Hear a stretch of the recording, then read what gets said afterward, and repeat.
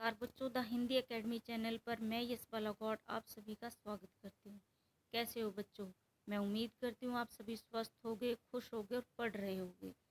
बेटा, आज हम हिंदी साहित्य का ये प्रैक्टिस सेट थर्ड करेंगे, जो कि कोई भी परीक्षा की दृष्टि से, सभी परीक्षाओं की दृष्टि से बेटा ये बहुत इंपॉर्टेंट क्वेश्चन है। और मैं आपको ऐसी ही 100 वीडियो दूंगी, 100 प्रैक्टिस सेट दूंगी, जिससे कि पूरा हिंदी साहित्य जो है कवर हो जाएगा। तो आपको बेटा पढ़ते रहना है और हार नहीं मानना, क्योंकि मंजिलें उन्हीं को मिलती हैं जिनके सपनों में जान होती है। पंखों से कुछ नहीं होता, क्योंकि उड़ान हौसलों से होती है। तो बेटा कभी भी हार मत मानना, क्योंकि आपकी जीत केवल आपकी नहीं, ये आपके माता पिता का भी सपना है। और कल तो क्या है, कौन सा डे था कल? मदर्स डे था। तो आपने सभी ने अपनी मम्मी को कल स्पेशल फील करवाया। वैसे तो हर दिन ही मम्मी के लिए, पापा के लिए स्पेशल दिन होता है ना। बच्चों के लिए मम्मी पापा के लिए स्पेशल फील करवाने का दिन होता है, क्योंकि माँ जो है एक एहसास है बेटा। केवल ये नहीं है कि सिर्फ एक नाम है ना, उनके जैसा कोई नहीं हो सकता। जिनकी मम्मी होती है ना, उनका बचपन कभी नहीं ख़त्म होता है ना। ये वीडियो मैं आप सभी की मम्मी के लिए, मैं अपनी मम्मी के लिए बना रही हूँ, क्योंकि मेरी मम्मी तो बहुत साल पहले ही मुझे छोड़ के चली गई। मेरी मम्मी को 18 साल हो गए एक्सपायर हुए। तो जिनकी मम्मी नहीं है ना, उनको महसूस होता है कि मम्मी शब्द ही क्या है ना। मेरी मम्मी का नाम निर्मला था, और मैं आज अपनी मम्मी के लिए आप सभी को ये वीडियो दे रही हूँ। तो मैं भगवान से प्रार्थना करूँगी कि आप सभी की मम्मी की बहुत लंबी आयु हो, और आपके साथ उनका साथ हमेशा बना रहे। तो बेटा आज अपनी मम्मी के लिए ये निर्णय लो कि हमें पढ़ना है और उनके हर सपने को पूरा करना है। तो आज हम प्रैक्टिस सेट का फर्स्ट क्वेश्चन करेंगे। घनानंद ग्रंथावली का संपादन किसने किया? विश्वनाथ प्रसाद मिश्र ने। तो बेटा जिसको आप ऐसे याद कर सकते हो कि घनानंद ग्रंथावली, घन घन यानी बादल, बादलों का आनंद कौन लेते हैं? पूरा विश्व लेता है ना। तो आप इस तरह से आप याद कर सकते हो कि घनानंद ग्रंथावली किसने का संपादन किसने किया? विश्वनाथ प्रसाद मिश्र जी ने। नेक्स्ट है बेटा, साक्षात रस मूर्ति किसे कहा जाता है? तो इसका आंसर होगा घनानंद। नेक्स्ट है, पद्माकर की अंतिम रचना है गंगा लहरी। नेक्स्ट है बेटा, पद्माकर कृत्य जगत विनोद का वैवर्य विषय क्या है? तो इसका आंसर होगा बेटा रस नायिका भेद। नेक्स्ट है, पद्माकर को उच्च कोटि का रस सिद्ध कवि मानने का आधार ग्रंथ है, कौन सा है? जगत विनोद। नेक्स्ट है बेटा, किस युग में मुसलमान कवियों ने साहित्य रचना में महत्वपूर्ण योगदान दिया? तो इसका आंसर होगा मध्यकाल। किस मुसलमान कवि ने सर्वाधिक प्रेम काव्य लिखे? इसका आंसर होगा बेटा जान कवि। नेक्स्ट है, प्रेम चिंगारी किस मुसलमान कवि की रचना है? तो इसका आंसर होगा नजफ अली। और नेक्स्ट है बेटा, आधुनिक काल को नवीन विकास का काल किसने कहा? तो इसका आंसर होगा बेटा श्याम सुंदर दास। नेक्स्ट है, आधुनिक हिंदी गद्य के प्रवर्तक कौन है? तो ये है बेटा भारतेंदु हरिश्चंद्र जी। नेक्स्ट है बेटा, आर्य समाज के संस्थापक कौन है? तो इसका आंसर होगा स्वामी दयानंद सरस्वती। तो आप इसको ट्रिक से ऐसे याद कर सकते हो कि आर्य जो है, आर्यों में ज़्यादा दया होती है और वे सरस्वती के पुजारी होते हैं, और समाज में जो है दया फैलाते हैं आर्य समाज। ठीक है, इस तरह से आप कई बार ब्रह्म समाज में और इसमें कंफ्यूज हो जाते हैं बच्चे। तो नेक्स्ट है बेटा, आधुनिक काल में सर्वप्रथम हिंदी गद्य का कौन सा रूप सामने आया? तो कौन सा आया? निबंध। नेक्स्ट है बेटा, आधुनिक युग का हिंदी गद्य किस साहित्य से प्रभावित रहा है? तो अंग्रेजी और बंगला से। नेक्स्ट है बेटा, प्रेम सागर की रचना में 59 वर्ष पूर्व किस ग्रंथ में खड़ी बोली का परिष्कृत एवं मनोरम रूप मिलता है? तो आंसर होगा भाषा योग वशिष्ठ। नेक्स्ट है, 14वीं सदी में ब्रज भाषा ग्रंथ का नमूना किस ग्रंथ में मिलता है? तो अष्टयाम में मिलता है। नेक्स्ट है बेटा,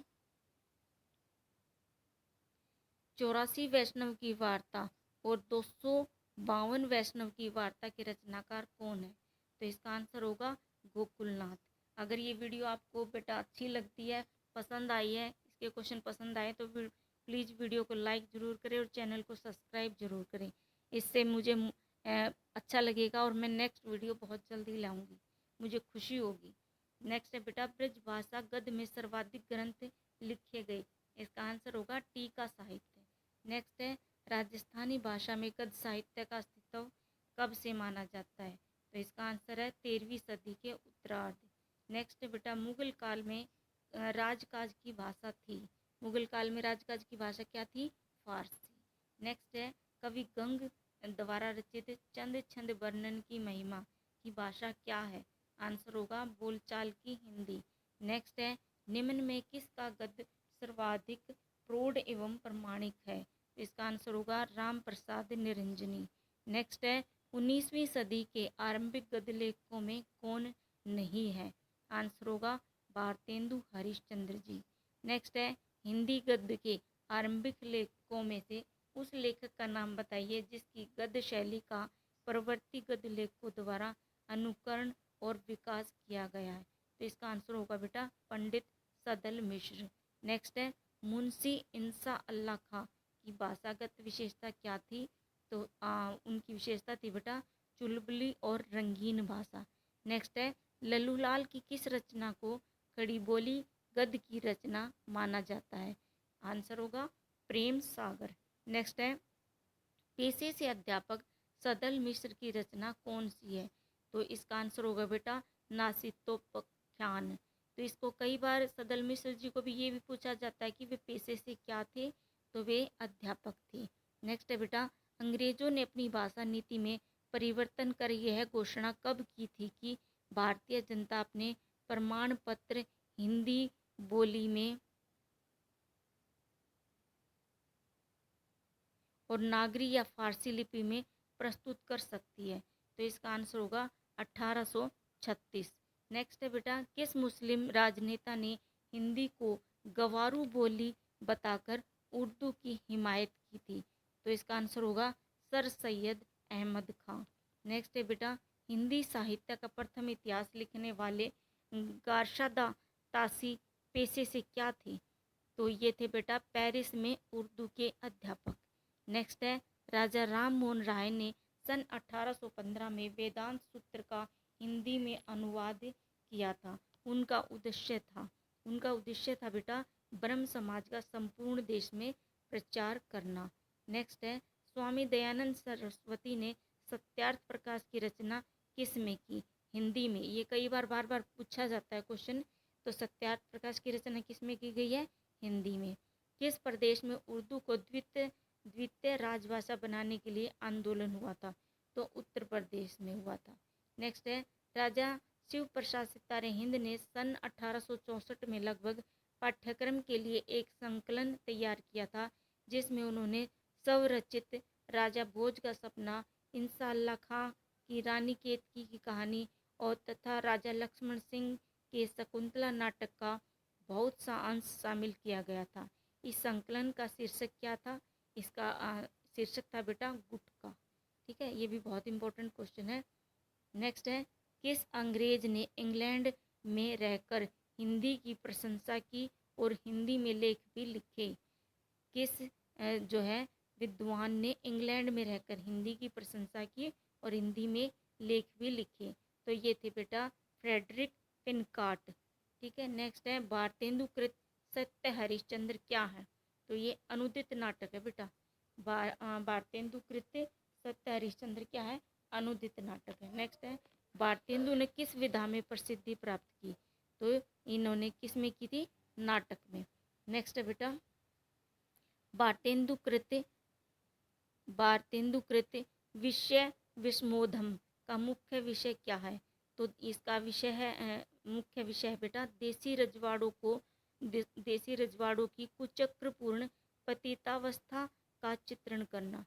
नेक्स्ट है, भारतेंदु ने किस शैली में हिंदी गद्य की रचना की? उस शैली का क्या नाम दिया गया था? तो हरिश्चंद्र हिंदी। भारतेंदु ने जिस शैली में हिंदी गद्य की रचना की उस शैली का क्या नाम दिया गया था? हरिश्चंद्र हिंदी। नेक्स्ट है, भारतेंदु को किस रचना के आधार पर श्याम सुंदर दास ने उन्हें हिंदी निबंध का जनक माना है। तो इसका आंसर होगा बेटा नाटक। नेक्स्ट है, भारतेंदु की किस पत्रिका के हिंदी गद्य का परिष्कृत रूप सबसे पहले मिलता है? तो इसका आंसर होगा हरिश्चंद्र चंद्रिका। नेक्स्ट है, भारतेंदु कृत फूलों का गुच्छा में संग्रहित है खड़ी बोली की कविताएं। नेक्स्ट है, मन की लहर नामक खड़ी बोली कविताओं के संग्रह के रचयिता कौन है? प्रताप नारायण मिश्र। नेक्स्ट है, भारतेंदु ने देसी राजाओं के लिए रासब शब्द का प्रयोग किस रचना में किया? तो आंसर होगा बेटा भारत दूरदर्शा। नेक्स्ट है बेटा, भारतेंदु मंडल के लेखकों की मुख्य विशेषता क्या थी? इसकी विशेषता थी ये सभी पत्रकार थे और किसी न किसी पत्र का संपादक करते थे। नेक्स्ट है, प्रताप नारायण मिश्र के निबंधों की प्रधान विशेषता क्या है? तो इसका आंसर होगा विनोदशीलता। नेक्स्ट है, आधुनिक युग में पुस्तकों की साहित्यिक आलोचना का सूत्रपात किस पत्रिका से हुआ है? तो इसका आंसर होगा बेटा आनंद कादम्बिनी। नेक्स्ट है बेटा, हठी अमीर के लेखक कौन है? तो इसका आंसर होगा प्रताप नारायण मिश्र। नेक्स्ट है, हिंदी के प्रथम उपन्यासकार किसे माना जाता है? लाला श्रीनिवास दास को प्रथम उपन्यासकार हिंदी के कौन है? लाला श्रीनिवास दास। नेक्स्ट है बेटा, भारतेंदु युग में किस पत्र को भाषा गढ़ने की टकसाल कहा जाता है?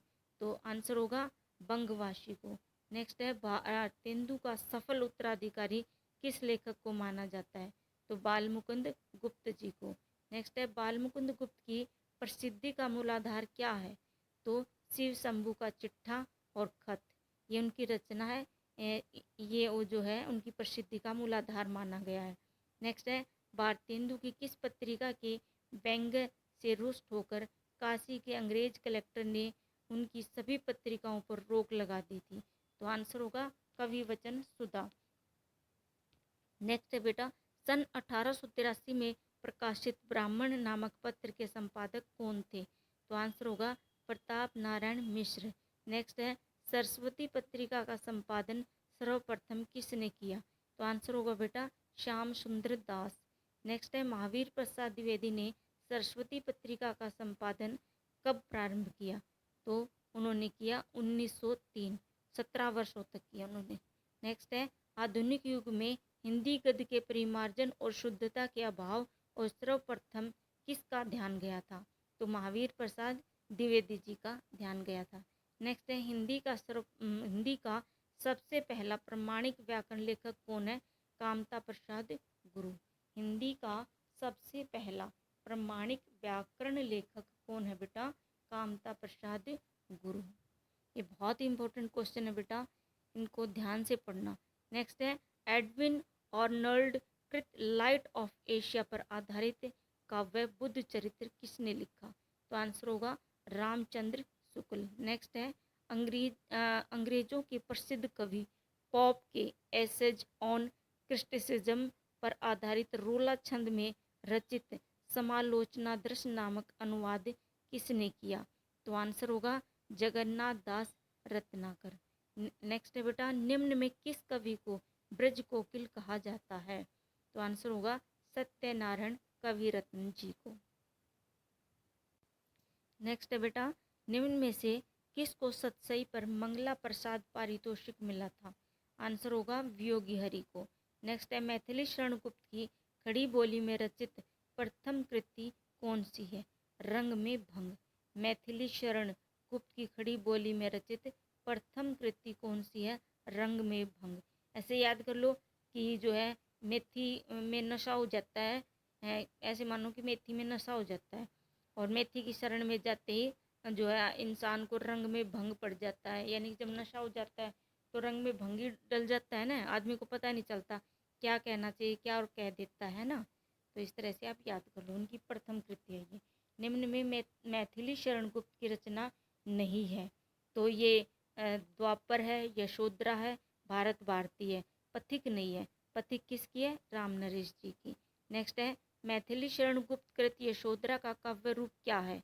तो ये चंपू का काव्य रूप है। नेक्स्ट है मैथिली शरण गुप्त द्वारा रचित साकेत महाकाव्य के शीर्षक साकेत का क्या अर्थ है? तो साकेत का अर्थ है बेटा अयोध्या। नेक्स्ट है मैथिली शरण गुप्त की कौन सी रचना राष्ट्रीय भावना के लिए प्रसिद्ध है? तो भारत भारती।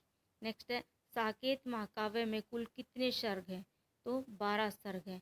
नेक्स्ट है एक भारतीय आत्मा किस कवि को कहा जाता है? तो माखनलाल चतुर्वेदी। इसको आप ऐसे कर लो कि जो है भारत वाले क्या करते हैं ज़्यादा, अब कोविड में भी पता चला था ना कि सभी की जो है इम्यूनिटी बहुत अच्छी है। क्यों अच्छी है? क्योंकि उनका खाना पीना है, वे घी के बिना नहीं रह सकते, मक्खन के बिना नहीं रह सकते। तो ये जो है मक्खन है ना भारतीयों की आत्मा में है ना। मक्खन सब खाते हैं ना, चाहे कोई थोड़ा खाओ चाहे ज़्यादा खाओ, चाहे है ना गरीब खाओ या अमीर खाओ, खाते सब हैं, है ना। बिना मक्खन के कोई नहीं रहता। तो भारतीयों की आत्मा में क्या है? मक्खन है। तो माखनलाल चतुर्वेदी एक भारतीय आत्मा। इस तरह से आप याद कर लो। नेक्स्ट है बेटा पुष्प की अभिलाषा नामक प्रसिद्ध कविता के रचयिता कौन है? तो पुष्प की अभिलाषा नामक प्रसिद्ध कविता के रचयिता कौन है? माखनलाल चतुर्वेदी। तो एक पुष्प की अभिलाषा भी क्या होती है? मक्खन की तरह सफ़ेद रहने की, है ना। मक्खन बिल्कुल सफ़ेद होता है ना, तो एक पुष्प की अभिलाषा भी क्या है? मक्खन, मक्खन की तरह सफ़ेद रहने की। इस तरह से आप याद कर सकते हो, है ना। एक फूल की चाह के रचयिता कौन है? ये जो है ये 3-4 क्वेश्चन आए हैं ना, जो ये सारे के सारे बहुत इंपॉर्टेंट है और इनमें बेटा कंफ्यूज हो जाते हैं, है ना। इसलिए आप इनको ध्यान से याद करना। एक फूल की क्या चाह है बेटा? सियाराम शरण गुप्त। एक फूल की चाह किसकी रचना है? सियाराम शरण गुप्त। एक फूल की क्या चाह होगी? कि वो सियाराम के चरणों में ही जाए, है ना, वो यही होगी ना। तो ये सियाराम शरण गुप्त। नेक्स्ट है झांसी की रानी सुभद्रा कुमारी चौहान। ये थोड़ा सा ब्लर हो रहा है बेटा, लेकिन आप ध्यान से सुन लो, ठीक है। इसके लिए सॉरी। झांसी की रानी प्रसिद्ध कविता की रचनाकार कौन है? सुभद्रा कुमारी चौहान, है ना। आगे से मैं ध्यान रखूंगी ऐसे। निम्न में कौन सी रचना साकेत का अनुकरण मानी जाती है? तो इसका आंसर होगा बेटा साकेत संत। साकेत संत, ठीक है। नेक्स्ट है बेटा आ, अमीर इरादे गरीब इरादे के लेखक कौन है? माखनलाल चतुर्वेदी। नेक्स्ट है छायावाद का आरंभ किस कविता से माना जाता है? तो झरना। छायावाद का जो है आरंभ किस कविता से माना जाता है बेटा? झरना से, ठीक है। आप ऐसे याद कर लो इसको। निम्न में कौन छायावाद के कवि नहीं है? तो अज्ञे नहीं है ना। अज्ञे बताओ किस वाद के कवि हैं? तो निराला, हरि कृष्ण प्रेमी और राम कुमार वर्मा, ये छायावाद के हैं, है ना। नेक्स्ट है छायावाद का सबसे अधिक उज्जवल पक्ष कौन सा है? मानवतावादी। और छायावाद की सही समय सीमा क्या है बेटा? 1920 से 1936। नेक्स्ट है कामायनी का मुख्य उद्देश्य क्या है? आनंदवाद की स्थापना करना। नेक्स्ट है छायावाद की समाप्ति किस काव्य से मानी जाती है? तो युगांत से। छायावाद की समाप्ति किस काव्य से मानी जाती है? युगांत से। नेक्स्ट है बेटा जयशंकर प्रसाद द्वारा रचित ब्रज भाषा की कविताओं का संग्रह क्या है? चित्राधार। नेक्स्ट है जयशंकर प्रसाद को सर्वाधिक प्रसिद्धि किस रचना से मिली है? कामयानी से। कामायनी में वर्णित श्रद्धा ईड़ा मनु के रूप का सही क्रम क्या है? ये भी बहुत इम्पोर्टेंट है और इसमें कंफ्यूज हो जाते हैं, इसको अच्छी तरह से याद करना। हृदय, बुद्धि और मन, इसको आप अच्छी तरह से याद करना बेटा। जो श्रद्धा है वो हृदय का, ईड़ा बुद्धि का और मनु मन का। मनु मन का तो आपको याद हो जाएगा। और ईड़ा ऐसे नहीं कहते थे किसी को तू ईड़ा है क्या, यानी कि तेरे अंदर बुद्धि है नहीं है क्या, मतलब तेरा दिमाग घुमा हुआ है क्या, तेरी बुद्धि घूमी हुई है ना। ईड़ा बुद्धि है ना, और श्रद्धा हृदय का। इस तरह से ये कई बार परीक्षा में पूछे जाते हैं और बच्चे इसमें कंफ्यूज हो जाते हैं। तो आप याद करो कि श्रद्धा हृदय का, ईड़ा बुद्धि का और मनु मन का। इस तरह से आप इसको याद कर लो। नेक्स्ट है प्रकृति का कवि किसे कहा जाता है? तो किसको कहा जाता है? सुमित्रानंदन पंत जी को। नेक्स्ट है कामायनी में मनुपुत्र कुमार किसका रूपक है? तो ये मानव का। नेक्स्ट है पंत की किस रचना पर भारतीय ज्ञानपीठ पुरस्कार मिला था? चिदम्बरा पर। नेक्स्ट है किस छायावादी कवि का सर्वाधिक विरोध हुआ है? तो ये निराला जी का। सूर्यकांत त्रिपाठी निराला उपनाम किस पत्र में मिला? तो ये मतवाला में। नेक्स्ट है बेटा, निराला की प्रथम कविता जूही की कली के संपादक ने तिरस्कार पूर्वक लौटा दी थी? तो ये महावीर प्रसाद द्विवेदी जी ने लौटा दी थी। निराला की प्रसिद्धि का कारण क्या था? मुक्त छंद की अवतारणा। मुक्त छंद की अवतारणा। नेक्स्ट है, निराला ने अपनी किस रचना में सर्वहारा की प्रशंसा और पूंजीपतियों की निंदा की? तो ये है कुकुरमुत्ता। नेक्स्ट है, निराला कृत राम शक्ति पूजा का प्रेरणा स्रोत क्या है बेटा? कृतवास। कृतवास रामायण। कृत्तिवास रामायण। ठीक है। निराला कृत राम शक्ति पूजा का प्रेरणा स्रोत क्या है? कृत्तिवास रामायण। नेक्स्ट है, निराला कृत सरोज स्मृति क्या है? एक शोक गीत है। निराला जी का सर्वप्रथम प्रकाशित कविता संग्रह कौन सा बेटा? अनामिका। सर्वप्रथम प्रकाशित कविता संग्रह है ये अनामिका। किसका? निराला जी का। नेक्स्ट है, हिंदी साहित्य में महाप्राण की संज्ञा किसे दी गई है? निराला जी को। नेक्स्ट है, महादेवी वर्मा को नीरजा पर कौन सा पुरस्कार मिला? कौन सा पुरस्कार मिला बेटा? शेक्सपियर। नेक्स्ट है, महादेवी वर्मा को किस रचना पर भारतीय ज्ञानपीठ पुरस्कार मिला? तो ये है यामा पर। फिर नेक्स्ट है बेटा, किस कवयित्री को आधुनिक मीरा कहा जाता है? इसका आंसर होगा महादेवी वर्मा। हिंदी में आलावाद के प्रवर्तक कौन है? तो ये आपको पता ही है। कौन? हरिवंश राय बच्चन जी। नेक्स्ट है बेटा, भारत में प्रगतिशील लेखक संघ का प्रथम अधिवेशन कब हुआ? तो 1936 में लखनऊ में। कई बार जो है प्रथम पूछ लेते हैं, तो ध्यान रखना कि भारत में प्रगतिशील लेखक संघ का प्रथम अधिवेशन कब हुआ। नेक्स्ट है, भारत में प्रगतिशील लेखक संघ के प्रथम अधिवेशन का अध्यक्ष कौन था? तो ये थे प्रेमचंद जी। तो बेटा ऐसे ही मैं आपको 100 क्वेश्चनों का सेट दूंगी और ऐसे ही मैं आपको 100 जो है ये प्रैक्टिस सेट दूंगी, जिससे सारा हिंदी साहित्य कवर हो जाएगा। और इसके साथ साथ बेटा मैंने हिंदी व्याकरण की भी सीरीज चला रखी है और एनसीईआरटी भी मैं करवा रही हूँ। तो आप एनसीईआरटी ज़रूर पढ़ना, क्योंकि कोई भी एग्ज़ाम जो है एनसीईआरटी के बिना क्लियर नहीं हो सकता है। तो मैंने इसमें प्लेलिस्ट में एक बार चेक करना, मैं एनसीईआरटी भी साथ करवा रही हूँ बेटा। और मैंने अलंकार बहुत अच्छी तरह ट्रिक से करवाई, आप ज़रूर देखें। और मुझे ज़रूर कमेंट में बताना कि आपको ये प्रैक्टिस सेट अच्छे लग रहे हैं या नहीं। मैं इनको ऐसे ही जारी रखूं या ना लिख करूं? ठीक है। तो मुझे आप लोगों से बातें करके, अपने बच्चों से बातें करके बहुत अच्छा लगा। थैंक यू बेटा, थैंक यू। प्लीज़ वीडियो को लाइक करें और चैनल को सब्सक्राइब करें। तो मिलते हैं बेटा नेक्स्ट वीडियो में।